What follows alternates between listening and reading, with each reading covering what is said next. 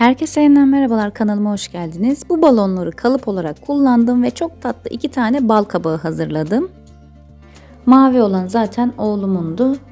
Havası inmişti. Sarı olanı da genişlemesi için şişirip ağız kısmını kağıt bantla bantlayıp bu şekilde birkaç dakika beklettim. Plastik bir şişenin üst kısmını kestim. Balonu videoda gördüğünüz şekilde taktım. Şimdi içerisine doldurmak için alçı hazırlayacağım. Öncelikle bir kaba göz kararı bir alçı doldurdum. Azar azar su ilave ederek yavaş yavaş karıştırıp kıvam almasını sağladım. Dilerseniz çimentoyla da yapabilirsiniz ama taş tozu kesinlikle olmuyor çünkü çok çabuk kuruyor. Alçıyı hazırladım, istediğim kıvama getirdim. Şimdi balonun içerisine dolduruyorum. Daha önce benzer yöntemleri kullanarak naylon çorapla da bal kabakları yapmıştım. Ama onu yaparken etraf çok batıyor. Çünkü çoraptan dışarıya alçının suları süzülüyor. Aynı zamanda kuruduktan sonra yine çorabı çıkartırken de yine etraf çok fazla dağılıyor. Doldurduktan sonra içerisindeki alçının dökülmemesi için balonu mini saç lastiği ile bağladım. Daha sonra yine aynı saç lastikleriyle kabağın dilimlerini oluşturdum. 4 tane lastik kullandım. Karşılıklı olarak lastikleri taktığımda 8 dilimlik bir kabak oluştu. Lastikleri taktıktan sonra elimle düzelterek kabakların dilimlerinin eşit ölçülerde olmasını sağladım. Şimdi sıra geldi diğer balona. Havasını indirdim ve tahminimden çok daha fazla genişlemiş. Çok iyi oldu böyle olması. Çünkü bir büyük bir küçük kabak yapmak istiyordum. Tam da istediğim gibi oldu. Yine aynı şekilde içerisine alçıyı doldurup lastikledim. Bu balona lastikleri takarken nedense çok zorlandım. Lastiğin birini takıyorum, diğeri atıyor. Başkasını takıyorum, diğer başka bir tanesi atıyor. Yani en az 10 kere denemişimdir. Uzun denemelerimin sonucunda aynı şekilde hazırladım ve her iki kabağı olduğu gibi kurumaya bıraktım. Bir gün beklettim, baktım ki dış kısmı sertleşmiş. Balonları kestim ve çıkardım. Ama kabakların üzerinde boşluklar oluşmuş. Sanıyorum ki kururken içerisindeki su buharlaşamadı ve kendini yukarıya verdi. O sebeple kabakların üzerinde boşluklar oluştu diye düşündüm. Hiç problem değil. Üst kısmını birazdan düzelteceğim.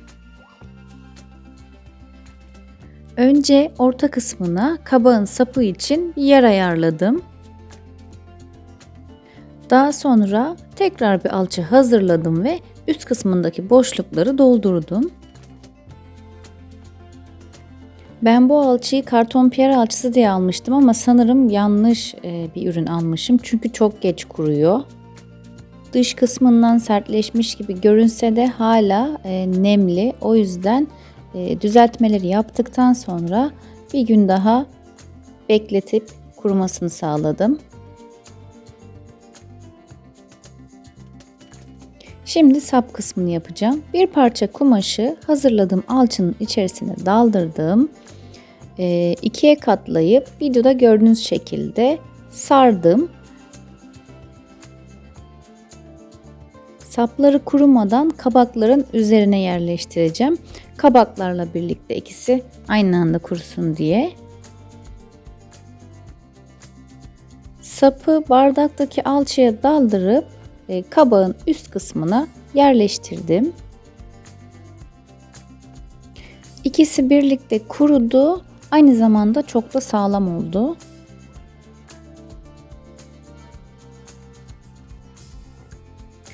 Kuruduktan sonra sonradan ekleme yaptığım üst kısmındaki pürüzleri zımparayla düzelttim.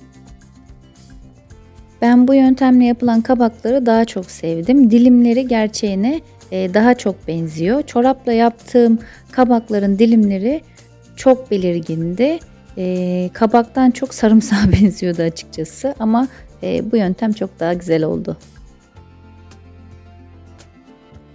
Kabaklar tamamen kurudu. Artık boyayabilirim. Sonunda sabırsızlıkla beklediğim o ana geldim.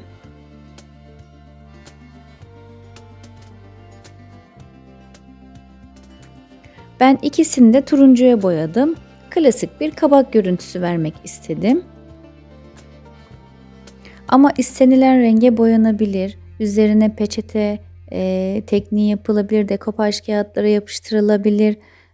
Farklı desenler de yapılabilir. Tamamen tercihe kalmış.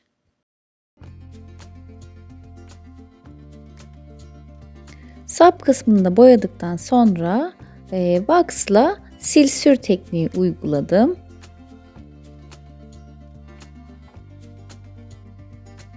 Her türlü eskitme ürünü kullanılabilir.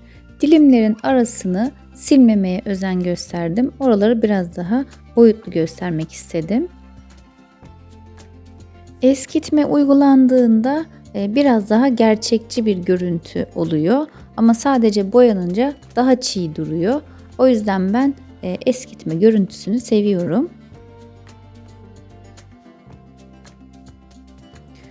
Daha sonra metalik altın rengi boyayı kuru süpürme yaptım. Aslında bu da bir nevi bir eskitme yöntemi. Wax'la girintili kısımlar belirginleştiriliyor. Metalik boyayla da çıkıntılı kısımlar daha çok ön plana çıkarılabiliyor. Kuru süpürmeyi genelde ben stencil fırçasıyla yapıyorum, kılları sert olduğu için. Tabi herhangi bir sert kıllı fırçayla da yapılabilir. Yapılan işlemler bitti. Boyalar ve eskitmeler tamamen kurudu. Son olarak vernikleyerek boyama kısmını bitirdim.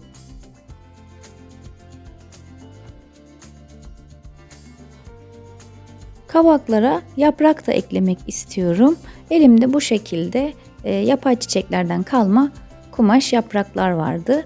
Kesip atmaması için kenarlarını yaktım. Fırçama kabakları boyadığım boya renklerinden azar azar alarak yaprakları renklendirdim. Aslında bu yaprakları yapıştırmak istememin sebebi kabakların üzerinde gözümü rahatsız eden küçük küçük kusurlar vardı. Onları kapatmak için bu şekilde bir yöntem uyguladım. Rahatsız olduğum o kısımlara sıcak silikonla yaprakları yapıştırdım ve çalışmamı bitirdim. Ben bal kabaklarını özellikle sonbahar aylarında dekor olarak evimde kullanmayı çok seviyorum. Çok tatlı duruyor. Ne düşünüyorsunuz? Yorumlarınızı bekliyorum. Bugünlük de benden bu kadar. Videoyu beğendiyseniz eğer beğen butonuna basmayı, kanalıma abone olmayı ve yanındaki zil işaretine tıklayarak bildirimleri açmayı unutmayın. Bir sonraki videolarda görüşmek üzere. Kendinize çok iyi bakın. Hoşça kalın.